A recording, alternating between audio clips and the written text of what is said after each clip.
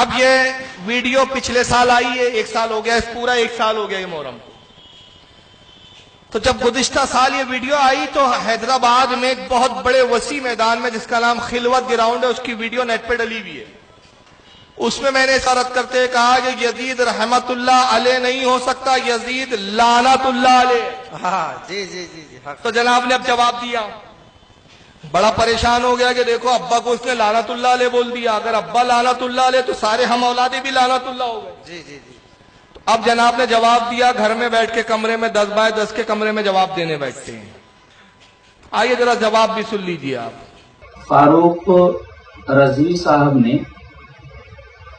اپنی ایک کلپ میں یزید کو لعنت اللہ علیہ کہا ہے، اور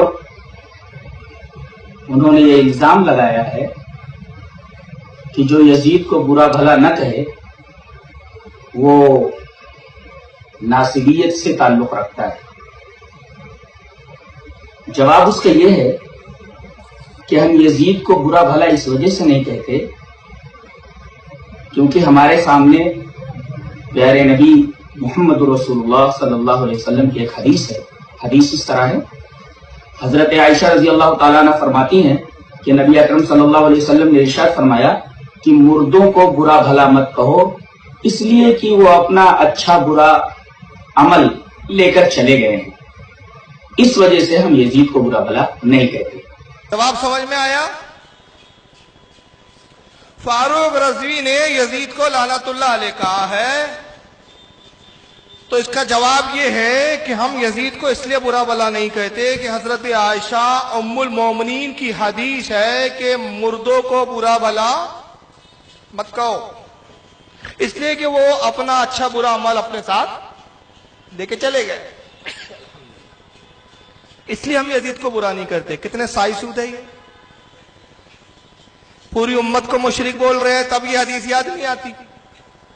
سوال یہ ہے کہ حدیث تو صحیح ہے، ام المومنین حضرت عائشہ صدیقہ رضی اللہ تعالیٰ عنہ کا قول سراخوں پر، بے شک مردوں کو برا نہ کہو، تو وہ کون سے مردے ہیں؟ حسین پاک کے قاتل، اہل بیت کے قاتل؟ ارے مردہ تو ابو جہل ہے، تو کل سے ابو جہل بھی مت کہو۔ ابو جہل کا نام کیا تھا بھائی؟ قوم کہتی تھی اس کو ابو حکم، حکمتوں کا باپ، اور نبی نے کہا جاہل ہے، ابو جہل ہے، جاہلوں کا باپ۔ مرنے کے بعد نام تبدیل ہو گیا۔ ارے ہوا کیا؟ برا کہہ رہے اس کو آج بھی مرنے کے بعد۔ شداد، حامان، فرعون، نمرود، یہ مردے ہیں کہ زندے ہیں؟ تو پھر ان کو بھی برا نہیں کہنا چاہیے۔ تو یہ کون سا اصول ہے بھائی کہ مردوں کو برا نہ کہو؟ تو ہم نے کہا یہ مردوں کو برا کہنے سے جو روکا ہے یہ وہ لوگ ہیں جو مرے تو ایمان پر، جن کے گناہ معمولی تھے، کچھ معمولی بشری تقاضوں سے کچھ ہو گیا تو حضرت عائشہ نے کہا ان کو برا نہ کہو، کیوں؟ ان کے اعمال وہ ان کے ساتھ لے گئے۔ لیکن صاحب یزید اس میں نہیں ہے، اگر ہے تو پھر مجھے بتاؤ امام احمد ابن حنبل نے لعنت یزید پر کیوں بھیجی؟ سعد الدین تفتازانی یزید پر لعنت کرتے ہیں، حضرت امام عبد الرحمن ابن چوزی یزید پر لعنت کرتے ہیں، حضرت امام ابن حجر یزید پر لعنت کرتے ہیں، حضرت امام ابن حجر الحتمی المکی یزید پر لعنت کرتے ہیں۔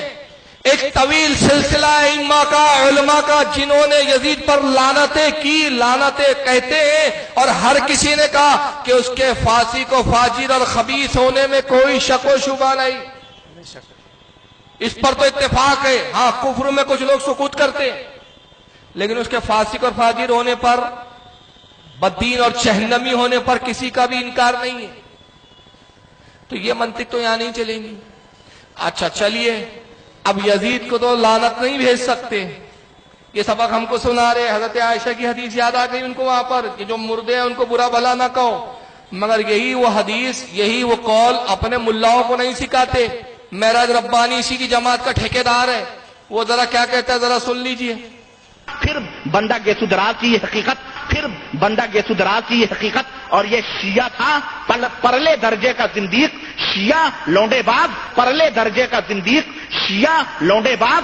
یہ کس کے بارے میں کہہ رہا ہے؟ خواجہ بندہ نواز گیسو دراز، گلبرگہ میں جن کا مزار ہے، سلسلہ چشتیہ کے بزرگ ہیں، یہ خلیفہ حضرت خواجہ نصر الدین چراغ دہلوی کے، خواجہ نصر الدین چراغ دہلوی خلیفہ حضرت خواجہ نظام الدین اولیاء کے، ایسے جلیل و قدر ولی کو خبیث کیا کہہ رہا ہے؟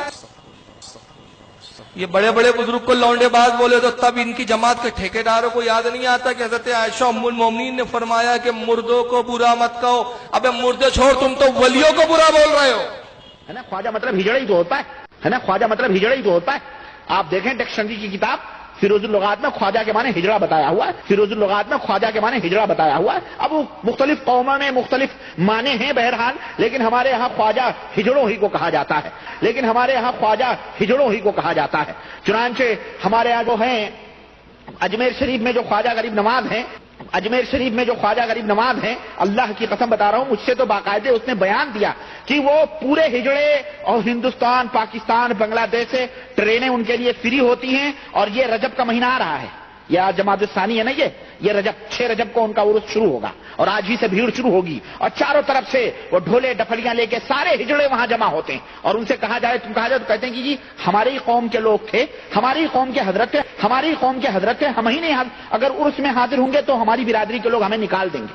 ہمارے یہاں بامبے بھیونڈی میں ایک ہجڑا تھا، وہ یہ بتاتا تھا، ہمارے یہاں بامبے بھیونڈی میں ایک ہجڑا تھا، وہ یہ بتاتا تھا کہ وہ ہمارے ہی برادری کے تھے۔ یہ ہجڑے اپنی برادری کے حضرت خواجہ صاحب کو مانتے، اللہ کی قسم، یہ ہجڑے اپنی برادری کے حضرت خواجہ صاحب کو مانتے، اللہ کی قسم۔ خواجہ کے معنی ہجڑا ہوتا ہے، یہ غریب نواز کو ہجڑا بول رہا ہے، تب یہ حدیث یاد نہیں آ رہی۔ یہ ولیوں کو توہین کرے تب حدیث یاد نہیں آتی۔ بولتا ہے بامبے بھیونڈی کا ہجڑا اس نے مجھے بتایا کہ خواجہ ہماری قوم میں سے تھے۔ میں نے اس کے رد میں ایک ہی بات کہی کہ وہ ہجڑا اس کے پاس کیوں آیا؟ ہمارا تو تجربہ یہ ہے کہ داڑھی والوں کو دیکھ کر، مولانا کو دیکھ کے ہجڑے بھی کنارے سے نکل جاتے ہیں، اس ہجڑے کے پاس کیوں آیا وہ ہجڑا؟ تو اس لیے آج کو بھی معلوم تھا یو پی کے کم کے میلے کا کھویا ہوا اپنا بھائی یہی تو ہے، اس لیے آیا ڈھونڈتے ہوئے کہ وہ برادری سے نکل کے مولوی کب بن گیا۔ تو یہ غریب نواز کو ہجڑا بولے، بندہ نواز کو لونڈے باز بولے، تب ام المومن حضرت عائشہ کی حدیث یاد نہیں آتی، لیکن جیسی یزید کو آپ بولو لعنت اللہ علیہ، تو حضرت عائشہ فرماتی ہیں کہ مردوں کو برا مت بولو۔ اور آئیے، جس کا نام ہے کفایت اللہ، یہ کتاب ہے جس کا نام ہے اہل السنہ، کل بھی اس کو میں دکھا چکا ہوں، یہ نومبر 2012 کا۔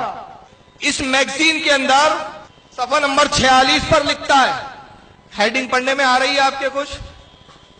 ہاں مجھے نہیں معلوم کیسا دکھ رہا ہے وہاں، آ رہی ہے؟ یزید بن معاویہ اور ابو حنیفہ پر لعنت کا مسئلہ۔ اب یزید کو بچانے کے لیے امام ابو حنیفہ پہ کود گئے، کسی بھی طرح ابا بچ جائے بس۔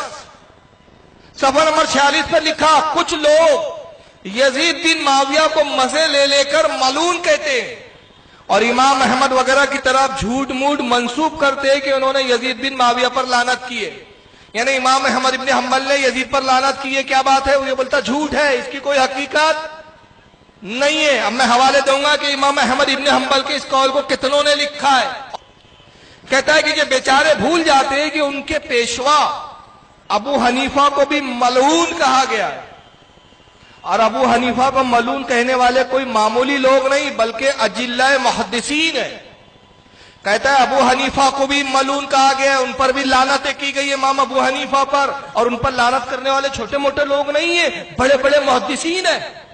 اب وہ کون کون ہے اس میں کچھ چند اس نے حوالے دیے، ذرا سن لیجئے۔ امام منصور بن سلمہ الخزائی نے کہا، میں نے امام حماد بن سلمہ کو سنا، وہ ابو حنیفہ پر لعنت کرتے تھے۔ ابو سلمہ نے کہا، اور امام شائبہ ابو حنیفہ پر لعنت کرتے تھے۔ امام سفیان بن عیینہ رحم اللہ ابو حنیفہ پر لعنت کرتے تھے۔ اب یہاں سنیے، نعیم کہتے ہیں امام فزاری نے بیان کیا کہ میں امام سفیان بن عیینہ رحم اللہ کے پاس تھا، اتنے میں ابو حنیفہ کے مرنے کی خبر آئی۔ یہ سن کر امام سفیان بن عیینہ رحم اللہ نے کہا، ابو حنیفہ پر اللہ کی لعنت ہو۔ یہ رفتہ رفتہ اسلام کو منہدم کر رہا تھا، اور اسلام میں اس سے زیادہ برا شخص پیدا ہی نہیں ہوا۔ کہتا ہے یہ ایک روایت لکھی اس نے اور روایت میں کیا بیان کر رہا ہے کہ نعیم کہتے ہیں امام فزاری ان کے پاس خبر آئی امام ابو حنیفہ کے انتقال کی، تو امام فزاری نے کہا کہ ابو سفیان بھی تھے، انہوں نے کہا ابو سفیان بن عیینہ نے کہ ابو حنیفہ پر اللہ کی لعنت ہو، اس نے اسلام کو ڈھا دیا، اسلام کو تباہ کیا، اور اسلام میں اس سے زیادہ برا شخص پیدا ہی نہیں ہوا۔ اب آگے نتیجہ بتا رہے ہیں۔ اس تحریر سے ہمارا مقصود یہ نہیں کہ ہم ابو حنیفہ پر لعنت کو درست سمجھتے ہیں، بلکہ فقط یہ دکھلانا مقصود ہے کہ یزید پر جن لوگوں نے لعنت کی ہے ان سے بڑے ائمہ و بزرگان دین ابو حنیفہ پر بھی لعنت کی ہے۔ اب اگر ابو حنیفہ پر لعنت قابل قبول نہیں تو یزید سے متعلق بھی لعنت کے اقوال غیر مسموع ہے، یعنی اگر ابو حنیفہ پہ لعنت کو آپ نہیں مانتے جبکہ اتنے بڑے بڑے اماموں نے لعنت کی تو پھر یزید پر بھی لعنت کرنا درست نہیں، اس پر بھی لعنت کرنا اور اس کو سننا جائز نہیں۔ میں نے وہاں ایک لفظ ریڈ پین سے نشان لگایا، دیکھیے کس پہ ریڈ نشان ہے، ذرا پڑھ کے کوئی بتائیں گا؟ نعیم کون ہے؟ یہ نعیم ابن حماد، یہ راوی ہے۔ اور آئیے ذرا نعیم ابن حماد کون ہے ذرا سن لیجئے۔ امام ابی احمد بن عبداللہ بن عدی متوفا 365 ہجری، ان کا انتقال 365 ہجری میں ہوا۔ الکامل فی ضعفاء الرجال جلد 6 صفحہ 251 پر لکھتے ہیں کہ حضرت عبداللہ ابن مبارک فرماتے ہیں کہ نعیم ابن حماد ضعیف ہے۔ یہ راوی کیسا ہے؟ اس کی روایت قابل قبول؟ اب کیوں نہیں آگے وجہ بتائیں گے وہ۔ یہ امام اعظم ابو حنیفہ کے بارے میں کہانیاں گڑھتا تھا۔ کیا کرتا تھا؟ کہانی اور قصے گڑھتا تھا امام ابو حنیفہ کے نام سے جھوٹے، تو جتنا اس نے لایا ابو نعیم بن حماد نے سب جھوٹ اور لن پھن۔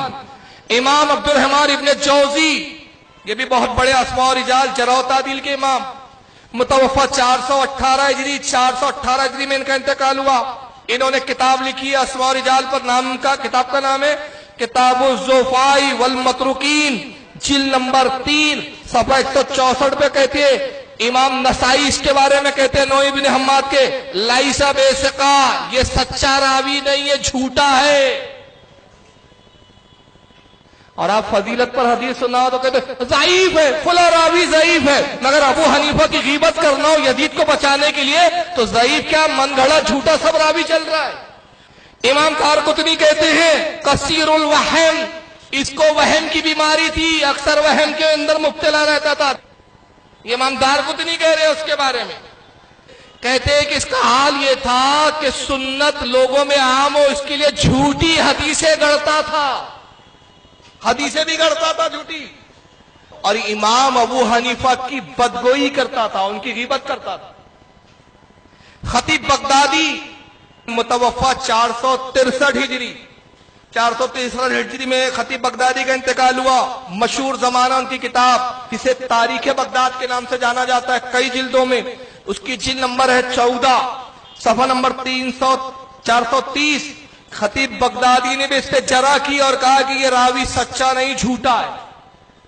علامہ زہبی کو تو بہت مانتے ہو یار، غیر مقلد ہو، اب زہبی کیوں نظر نہیں آیا آپ کو؟ علامہ زہبی متوفا 748 ہجری، 748 ہجری میں ان کا انتقال ہوا۔ ان کی کتاب ہے اسماء و رجال جرح و تعدیل پر میزان الاعتدال، جلد 7 صفحہ 44 پر کہتے ہیں کہ حضرت الازدی، یہ ایک امام ہے، ان کے حوالے سے لکھتے ہیں کہ الازدی کہتے ہیں کہ نعیم ابن حماد سنت کے بارے میں حدیثوں کو گڑھتا تھا اور امام اعظم ابو حنیفہ کی غیبتیں کیا کرتا تھا۔ تہذیب التہذیب امام ابن حجر اسقلانی کی متوفا 854 ہجری، وہ کہتے ہیں کہ یہ راوی قابل اعتبار نہیں، نعیم ابن حماد امام ابو حنیفہ کے بارے میں جھوٹی قصے اور کہانیاں سناتا تھا۔ چلیے یہ تو ائمہ تھے، خود غیر مقلد جماعت کا ایک بہت بڑا مولوی گزرا پاکستان میں، مر گیا، ان کو اپنے گھر کی بھی خبر نہیں ہے، اس کا نام ہے مولوی محمد ابراہیم سیال کوٹوی۔ اس نے کتاب لکھی تاریخ اہل حدیث، اور اس کتاب میں لکھتا ہے الناس فی ابی حنیفہ حاسدون و جاہلون، کہتا ہے کہ ابو حنیفہ کے متعلق جو بری رائے رکھے وہ حاسد ہے، حسد میں مبتلا یا بہت بڑا جاہل ہے۔ جو امام ابو حنیفہ کے بارے میں بری رائے رکھے وہ کون ہے؟ حاسد۔ اور آقا نے فرمایا حاسد جنت میں نہیں جائے گا، اور دوسرا فرمایا یا تو پھر وہ بہت بڑا جاہل ہے۔ تو یہ ابن حجر سے لے کر علامہ ذہبی، خطیب بغدادی، امام نسائی، امام دارقطنی، امام عبدالرحمن ابن جوزی، حضرت امام احمد بن عبداللہ بن عودی، عبداللہ ابن مبارک، سب نے کہا نعیم ابن حماد جھوٹا قصے گڑنے والا، امام اعظم ابو حنیفہ کے بارے میں جھوٹے قصے بیان کرتا ہے، بدگوئی کرتا ہے، جھوٹی حدیثیں گڑتا ہے، سنت کو توقیت پہنچانے کے لیے حدیثوں کو گڑتا تھا۔ ایسے راوی کو لا کے روب جھاڑ کے کہہ رہے کہ دیکھو صاحب جب ابو حنیفہ پر اتنوں نے لعنت کی ہے تو پھر یزید پر کیا ہو گیا؟ تو اگر ابو حنیفہ پہ لعنت کو نہیں مانتے تو یزید کی لعنت کو بھی نہیں مانو۔ تو یزید کو بچانے کے لیے اب امام ابو حنیفہ پر چلے گئے صاحب۔